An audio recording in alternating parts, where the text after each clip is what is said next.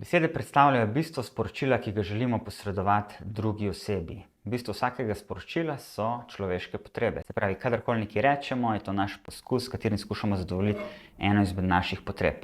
Ko pa izgubimo stik s sabo, lahko te potrebe izražamo na tragičen način. Recimo, da nam je pomembna učinkovitost. In to lahko potem izrazimo na tak način, da rečemo: ti si kriv, stari, zaradi tebe ta projekt ni uspel. Ali pa nekoga diagnosticiramo.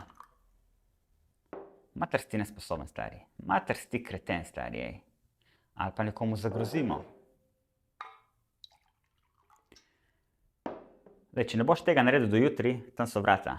Ti jasno? Ali pa postavimo neke zahteve. Ti moraš to narediti, stari. Ti to moraš narediti. Lahko pa samo direktno povemo, kaj nam je dejansko pomembno, naprimer učinkovitost. S katerega kozarca boš pa ti danes pil?